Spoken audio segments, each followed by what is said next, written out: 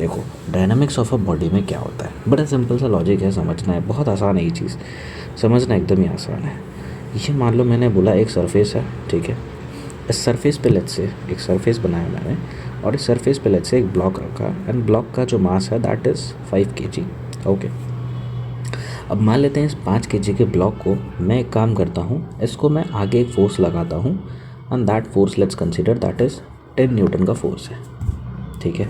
अच्छा, सरफेस कैसा है, स्मूथ सरफेस है, पहले ही बताया, कोई फ्रिक्शन नहीं है, कुछ नहीं है, ठीक, एकदम बढ़िया। अगर इस ब्लॉक को मैं आगे खींचता हूँ, इसका मतलब ये ब्लॉक एक्स एक्सिस में एक्सेलरेट करेगा because of the presence of this force, और कोई फ्रिक्शन भी नहीं है, ठीक है।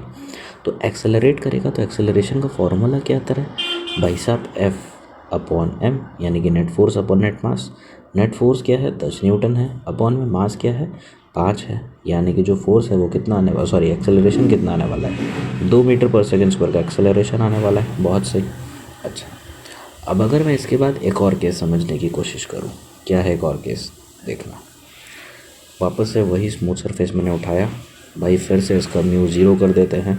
ये म्यू ज़ीरो बोले तो फ्रिक्शन कोफिशिएंट ज़ीरो, सरफेस एकदम स्मूथ है।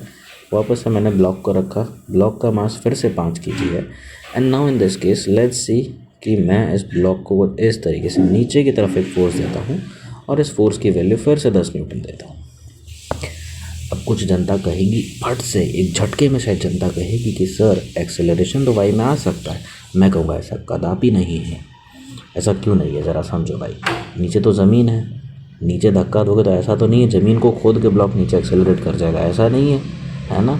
बहुत हाइपोथेटिकल नहीं होना है किसी बात को लेके कि एकदम दिल पे ले लिया भाई ज़मीन को खोद के क्यों नहीं जाएगा, हाँ, तो ऐसा नहीं होता है। अब बड़ा सिंपल है कि मतलब चीज़ को देख के लॉजिकली हमें समझ आ रहा है भाई, ज़मीन को खोद के जाएगा नहीं तो वाई में कोई एक्सेलरेशन आना नहीं है, वाई का एक्सेलरेशन ज़ीरो है।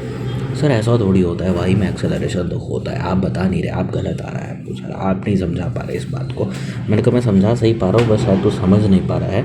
वाई में एक्सेलरेशन तब आता ना जब यही 5 kg के ब्लॉक को ऊपर एक फोर्स लगा कैसे खींच लेते, अरे वाह वाह वाह वाह वाह, तब तो सर इस फोर्स की वैल्यू मान लो फिर से 10 N बोली, और मैंने फिर से कहा ये इसका म्यू ज़ीरो है, फ्रिक्शन कोफिशिएंट दनादन ज़ीरो है इसका, मज़ा आ जाएगा।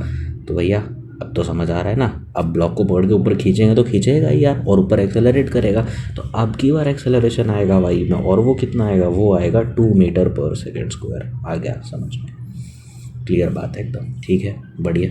अच्छा, तो ये था एकदम बेसिक केस ना, थोड़ा सा लेवल बढ़ाते हैं, थोड़ा सा लेवल बढ़ाते हैं।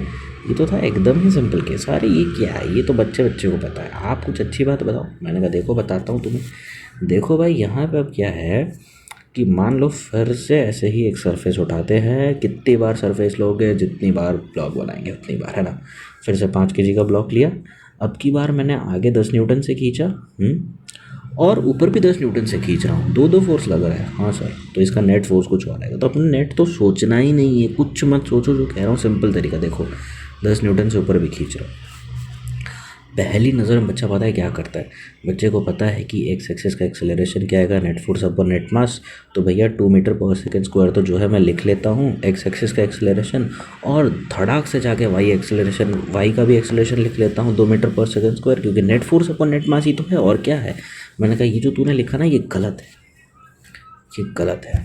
ये क्यों गलत है, देखो ज़रा इस 5 kg का FBD बनाओ यार, एक सेकंड, ज़रा इस 5 kg का FBD बनाते हैं, ज़रा देखना भाई, ये 5 kg वाले का FBD बनाऊंगा तो इस पर नीचे 5G आ रहा होगा कंपोनेंट, हाँ, और ऊपर मैंने क्या लगाया था, 10 N का एक फोर्स लगाया था, सही बात है, ऊपर 10 N का फोर्स लगाया था।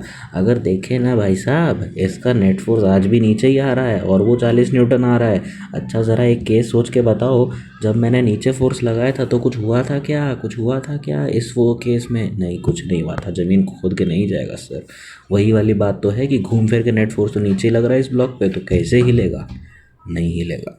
अच्छा तो सर ऊपर कब जाएगा, वही बताते हैं, ऊपर कब जाएगा, देखो भाई ऊपर कब जाएगा कि मान लो वही स्मूथ सरफेस है, ओह फिर से ये स्मूथ सरफेस आ गया, ठीक है, और वही 5 kg का ब्लॉक भी है, ओके।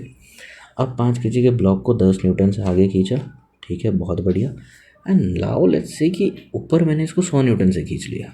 अच्छा ठीक है, मान लेते हैं, तो इस केस में क्या होगा, मेरी बात सुनना, एक्स एक्सिस में कोई तकलीफ नहीं आएगी अनटिल एंड अनलेस यहाँ पे फ्रिक्शन नहीं आता है, तब तक।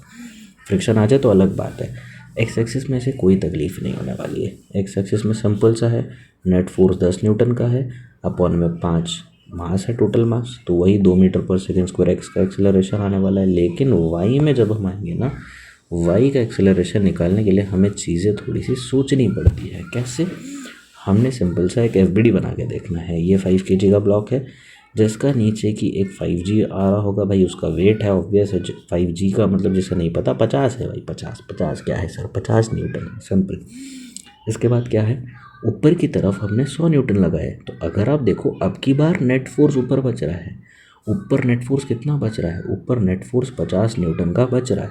अगर ऊपर नेट फोर्स 50 न्यूटन का बच रहा है तो इसका मतलब अब की बार एक्सेलरेशन वाई में आएगा कितना? नेट फोर्स कितना है? 50, अपॉन मास कितना है? 5, तो आया कितना? 10 मीटर पर सेकेंड स्क्वायर। बहुत बढ़िया, कितना आसान है।